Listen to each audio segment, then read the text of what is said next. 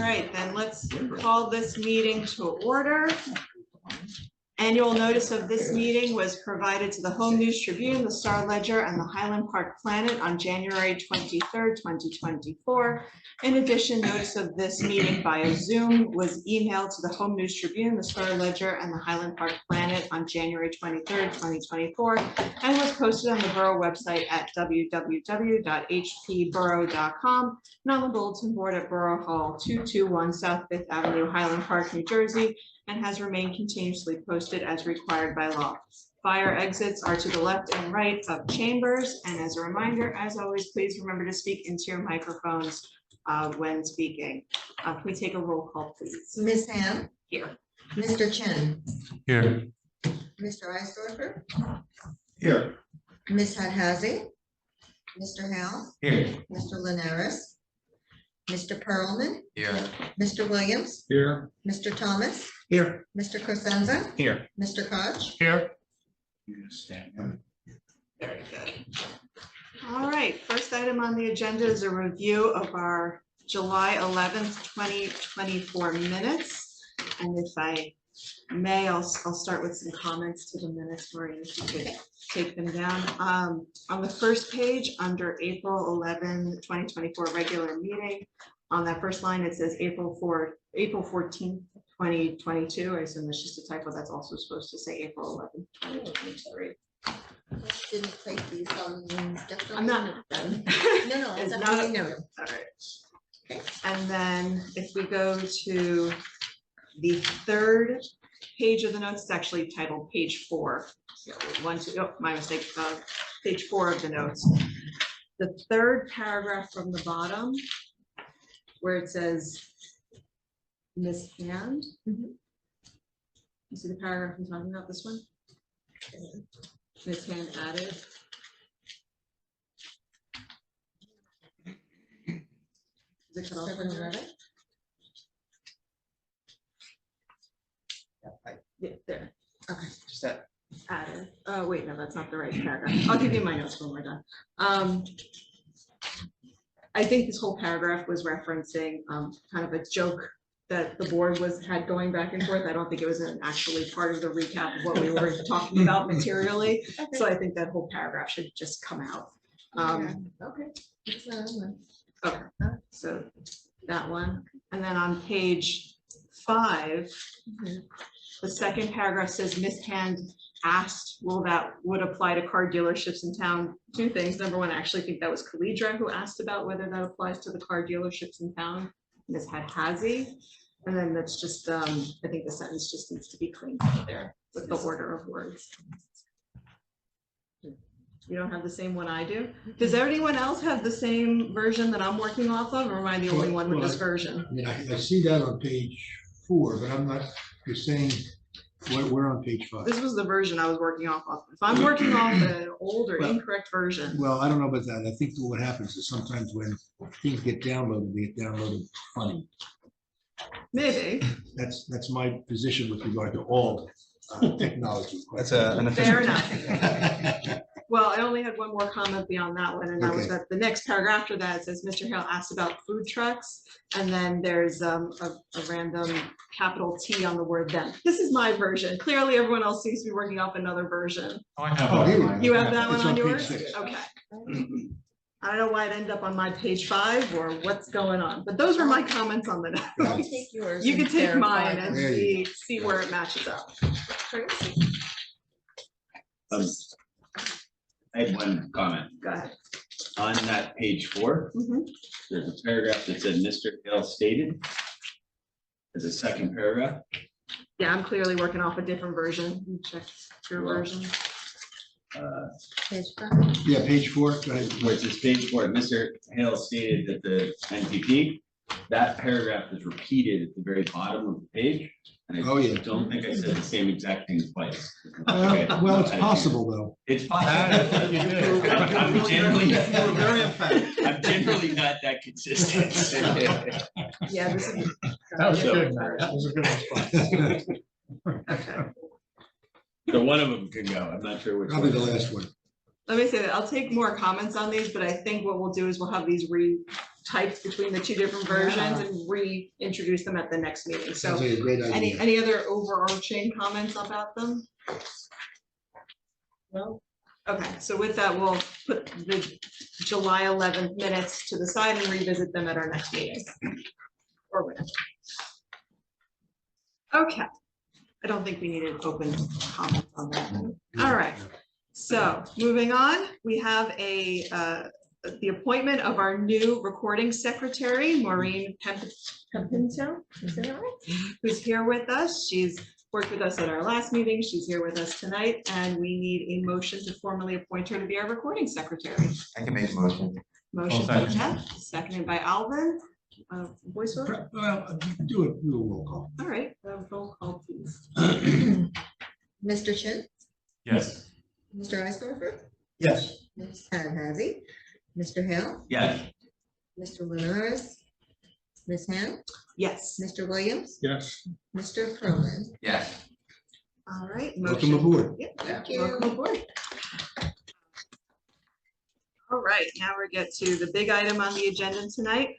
We have a consistency review from Town Council, ordinance number 24-2092, an ordinance of the Borough of Highland Park adopting the redevelopment plan entitled 810 North Second Avenue redevelopment plan. And with that, I'm going to turn this over to Scott, or if you're not Scott, I don't know why I said Scott. I'm going to turn it over to Chris That's my building. for a presentation on the proposed redevelopment plan. Before I start, I just want to make sure the screen share is working.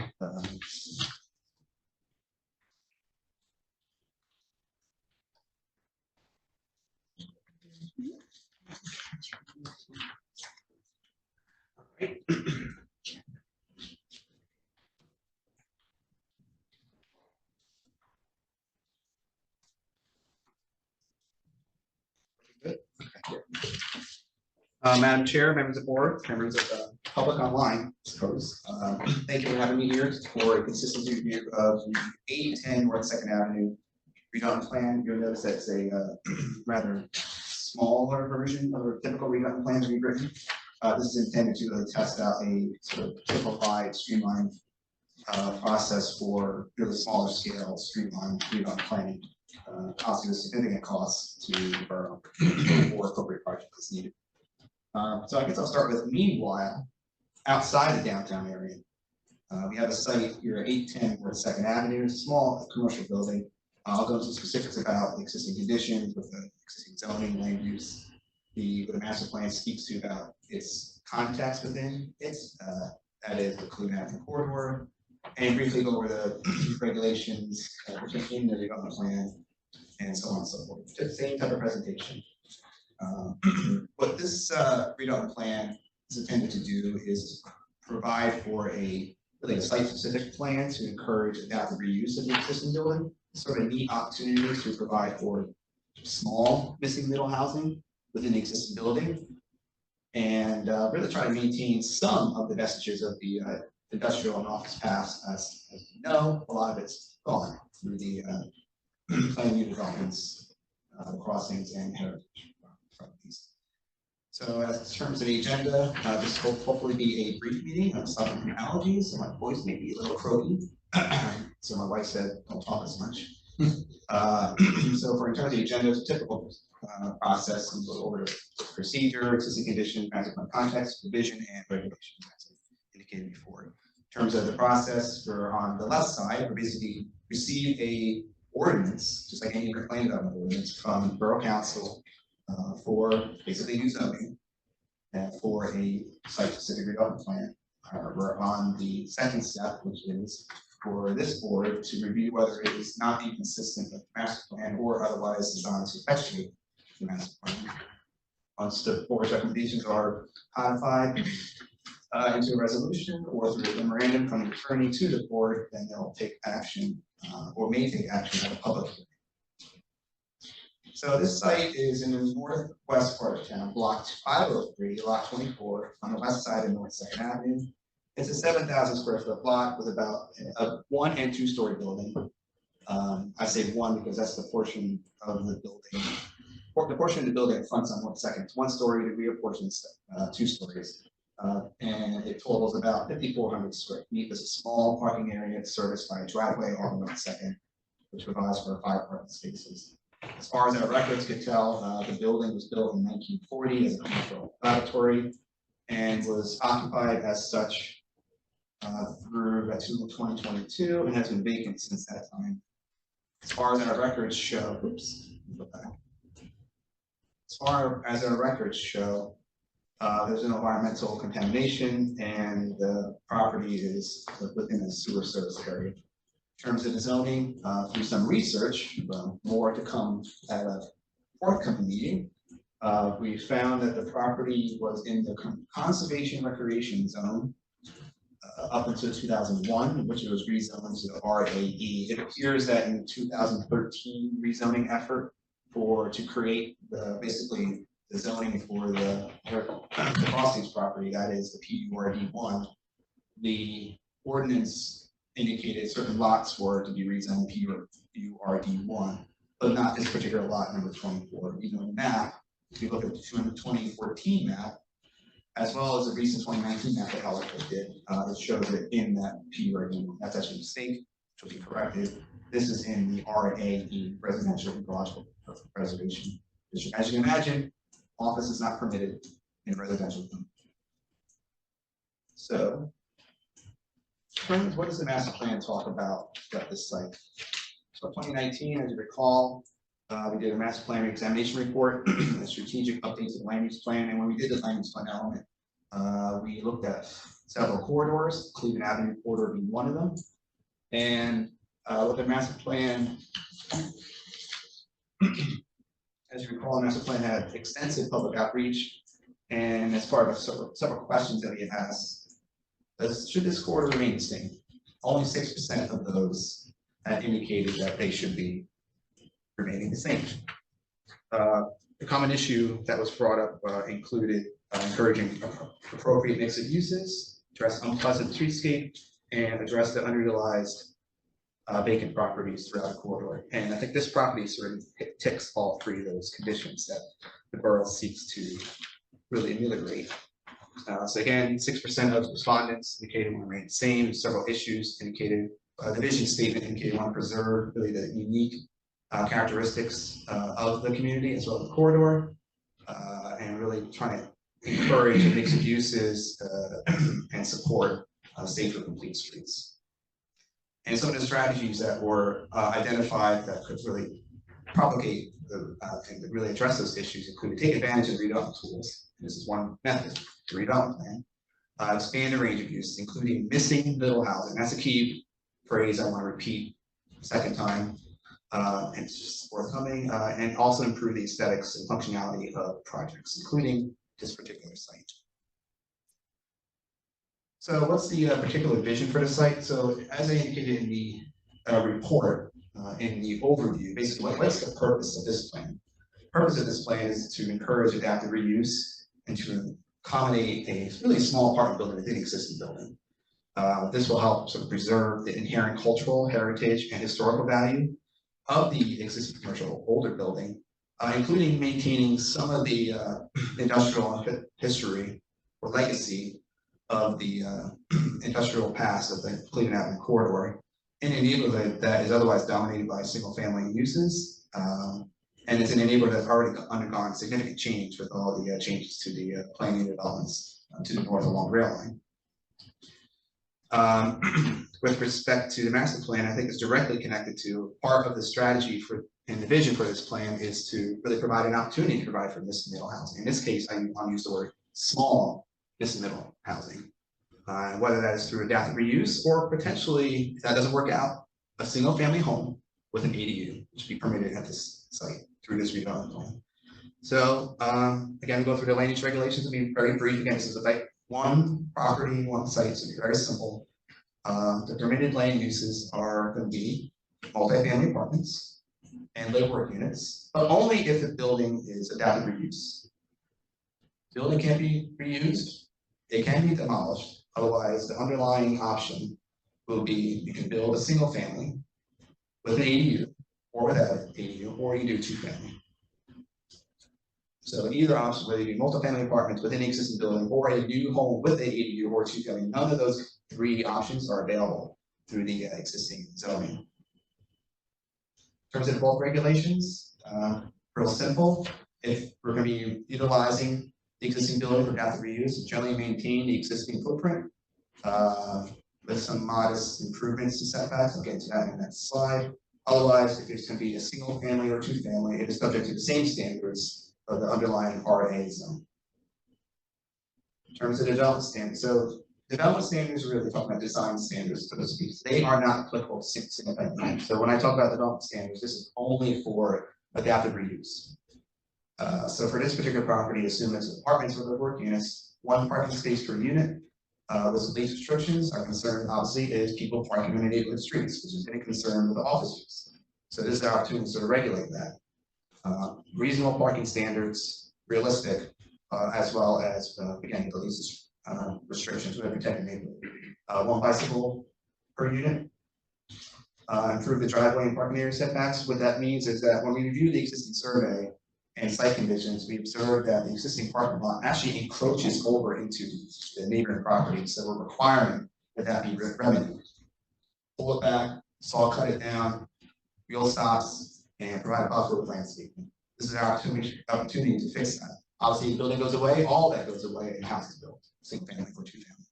We also want to improve the parking space and provide ADA. Since they have to repave or restripe the parking lot, they got to put ADA in. So that's more or less a site plan requirement, but this is reiterated that those will be part of any future plan for adaptive reuse.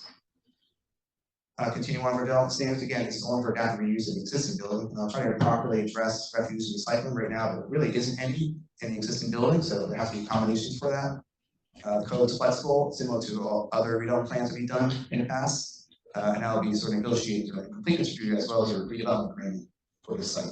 Right now, it's not really figured out, but it will need to be. Replace the existing shrubbery. The existing shrubbery along the front of the building is, while mature, it blocks the sidewalk. You can't walk in front of that building. So we put specific requirements in the case of adaptive reuse. You have to remove that shrubbery, replace it with appropriate scale foundation plantings, add street trees as necessary, and as we indicated before, add buffering and landscaping around the parking lot. Improve lighting, make sure they're tilted or angled the right way, it's a full cutoff, and the appropriate warmer temperature. In terms of the Kelvin, we want a lower amber orangey color because that will be more compatible to neighboring homes with their lights framing windows. This will improve glare as well as color temperature. Finally, you need to incorporate stormwater management, green infrastructure where they are required for the DEP regulations, as well as incorporate some sustainable design strategies, which is typical of all the redevelopment plans. We're trying to encourage developers to do more than just the bare minimum, sort of do the right thing. And that's it. Pretty simple plan. Basically, what it comes down to really think about it, this plan allows for a single family home to be built, which can have an ADU or a two family, but provides an option for that existing building to be reused, but generally within the same scale, same floor area ratio, same massing, with apartments. Wherever they can fit, depending on how much parking they can put in. They want more parking, more units, they gotta take away part of the building. So there's a little bit of balancing act. And I think we found a balance that's appropriate for the site. And which will be better than existing use and better managing than having an application goes through zoning board adjustment. That's it. What's the current zoning regulation again? What does that permit? But based on research, if you look at the zoning map, you're gonna see it's PURD1, and apparently it's incorrect. It's the RAE, it's the current zoning for property, which permits only single family homes. Not multifamilies. Correct. And it doesn't permit lavatories for that matter. Okay. Comments from the board? Could you just, if it becomes apartments, is there an anticipated number of apartments that you say that, like how many you think that they might be able to put in if they decide to try and do the apartment route? Well, that will be entirely based on their development approach. I would estimate, this is not scientific, I would estimate between 4 and 6 units. I say that because with the existing building having 5 parking spaces, they can easily fit 4, but they need to add ADA. Requirements 1 space per unit, which you can fit 4. They can add more spaces, but they peel away part of the building, which is part of the one-story portion to the south. And I think they need to do that anyway because it's sort of blocking access. It's an awkward site to access. So part of the plan does require pulling back the parking, get rid of the encroachment into the additional property, remove part of the building already.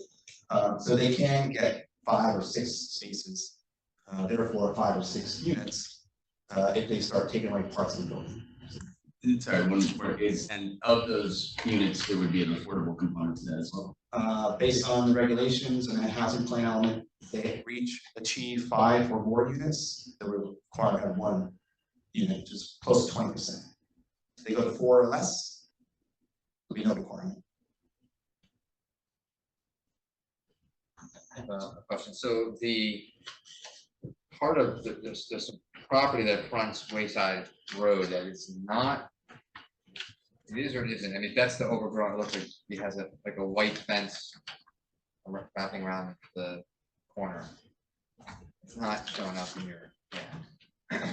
So you're talking to the left side of Yes. the. Yeah. Okay, so that's actually a green area, sort of open spacing. We'll call it open spacing as a new term. That's part of the common area of the crossings property.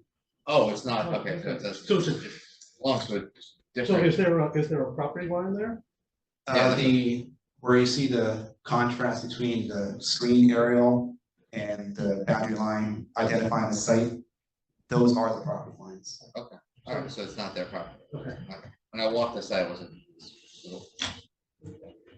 Yeah, I thought to myself, that'd be a great urban patio condition, but the setback's less than 3 feet, so. They don't own. It belongs to another.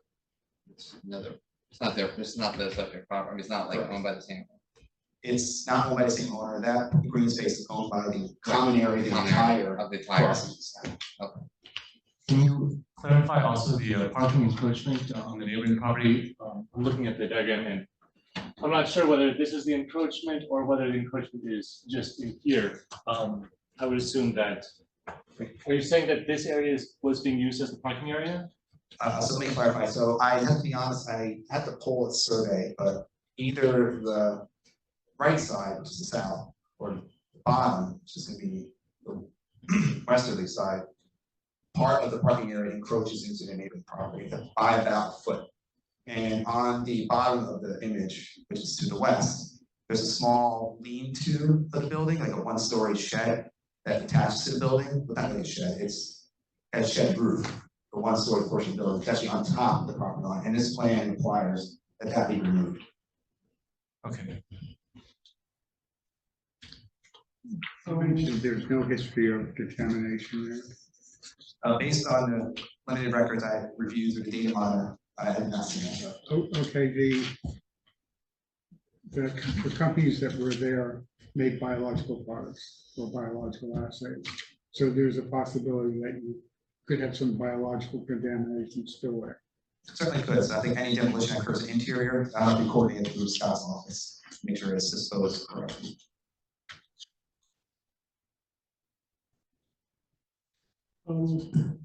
Looking at, I'm on, I guess it's page 4, which I guess is that slide.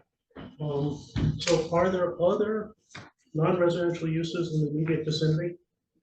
No. So at this point, this is an isolated lot in an otherwise residential area. Yes.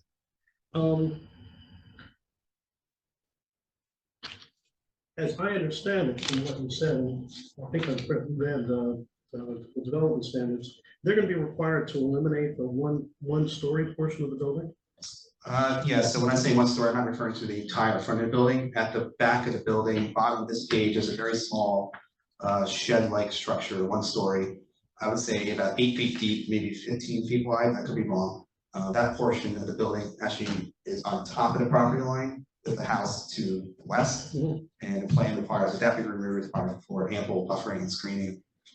And can be replaced with an awning structure by rear access. So is the remainder all 2 stories? There are a portion of the building to the east, bottom of this image is 2 stories. You can see a little bit of the color differentiation. Which portion is 2 stories, and what portion in front. The portion along north second is 1 story, the portion at the rear of the building is 2 stories. So when I read your reasonable development standard, it said existing height, and I said, I wouldn't write a standard like that, because then you can't tell what's permitted without going out on the site. Right. But I take it that since you're not envisioning that the building will be knocked down and have to comply with that redevelop, that standard, because once you knock it down or modify it, then this option goes away. Right. Okay, so I Yeah. will put aside that, what strikes me as weirdness of bad practice, given the peculiar circumstances. Yeah, so to be clear, what Mr. Eisdorf is referring to. It's on page 18. Yes, on page 18, section 6.3.1, maximum height is not greater than what presently exists. I don't normally write that. I agree with you. But we're basically saying to any developer, redeveloper, you can't go taller.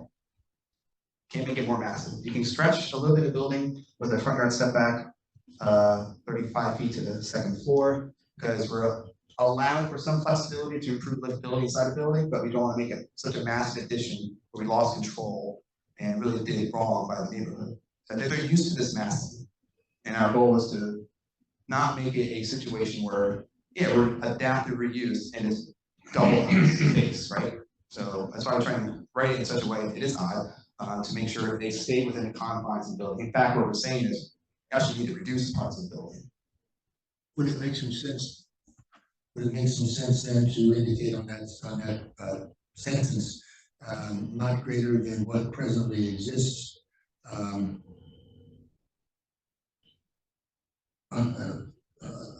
the building, the existing building, with a caveat saying that the building is removed, reverts back to the REA standard, or RAE standards. I think the first part, saying existing building, might be a more appropriate, probably cleaner way, but I don't think we need to say related to adaptive reuse, because subsection A, at the very beginning, stipulates that these regulations only apply if existing building is reused. True. The following section B says, oh, single family house, two family, go with the RA.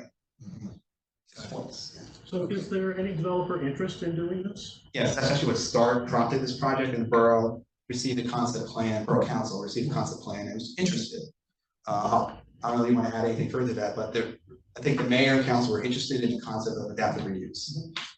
And I also inserted, well, in case it doesn't work out, we need to clean up the zoning and say, allow for a house to be built. So I think there's a great opportunity to let's try an ADU, perhaps. So I will just comment in general.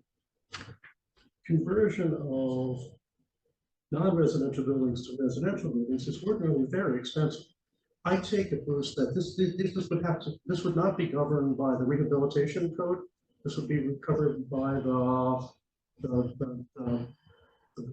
current version of the building code. I would have to defer to Scott on that. He's not here, but that's what he governed. But ordinarily, the conversion is very expensive. My experience is it's often cheaper to knock down the building and building from scratch. And we're not talking about luxury apartments here. We're talking about smallish apartments. Yes. So I'm intrigued that someone thinks it's worthwhile. And I hope they're right. I will say during the process of, I'm going to call it negotiation, but sort of collaborating with trying to create a plan that fits into the neighborhood. I know I personally said, make sure you do your homework, because it's not worthy of the borough and my time to write something that can't be done. Yeah. I think they're pretty confident they can do something. Okay. But we'll see. But that's why we added the option. If in case it doesn't happen, build a house with an ADU, which I would love to see, honestly, from a personal perspective, not professional planning, but also two family. So that it does speak to try and provide for some of this middle housing, either option, whether it's adaptive reuse or through a house. Any other comments or questions from the board? Just real quick, if they decide to tear down, or demolish the existing structure and build a single family or two family, they're gonna have to abide by the regulations for all those, we adopted them a couple years ago, which was the site standards for I remember like shrubbery, I remember like landscaping, I remember like the position of the garage, so that's out front of the house.